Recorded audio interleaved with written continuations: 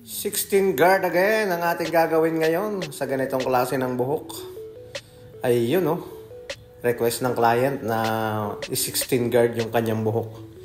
Gagawin natin yan dahil ito yung ating trabaho, ang sundin ang request ng ating client. Para-paraan lang yan para maputol yung buhok. Salubungin natin ng suklay, ipatama natin doon sa talim, para hindi na dumulas pa. Kasi ang sabi ng mga ibang barbero hindi rin napuputol yung buhok kapag pinapadaanan ng 16 guard. Para-paraan lang po yan para maputol natin yung buhok. Tiyaga-tiyaga lang kumbaga. Ayun may napuputol naman. Kaya ipagpatuloy lang natin ang request ng ating client. Sabi nga customer is always right. Ayun, pagkatapos natin i-16 guard yung ibabaw, lagyan natin ng line up yan. Linisin natin yung noo. Ganito kasi yung ipinakita sa atin ng ating client, yung mayroong line up na 16 guard ang ibabaw, tapos naka-taper yung gilid. Yun medyo shadow ng konti, mataas ng konti yung pagkaka-taper. Lagyan natin ng lines dito sa likod ng tenga at syempre i-fade natin, yung likod.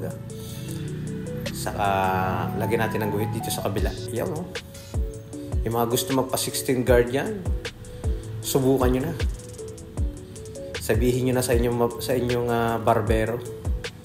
Tingnan natin kung anong isasagot sa inyo ng inyong barbero kapag nagpa 16 guard kayo. Sa mga magpapa 16 guard sa ibabaw, dapat lagpas ng 2 inch yung inyong buhok. Tingnan mo nga naman yung nagpupukpok dito sa kalapit bahay. Tuloy-tuloy. Hindi man lang nakikisama sa ating voice over. Pagkatapos niyan, ang ginawa natin dyan, ginamitan natin ng 0.5 na clipper guard sa gilid para swabe-swabe yung pagkaka-blending niya. Hindi siyempre mataas yan. Parang blowout taper yung pinakang taper niya sa gilid. Baka may nagmimina ng ginto dito sa kalapit kaya dire-diretso ang pukpok.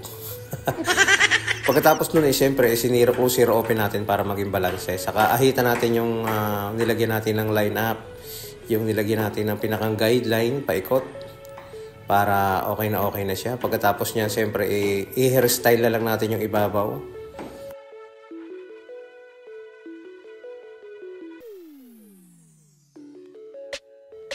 Ayun medyo tinayo-tayo natin, saka binagsak natin yung bangs.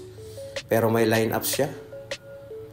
Okay na okay din talaga itong 16 guard sa mga ganitong klase ng buhok. Sabi ko nga kung magpapa 16 guard ka, dapat mahaba ang inyong buhok. Lagpas ng 2 inch para maputol ng ating 16 guard. Diba? Maraming salamat mga kabarberos.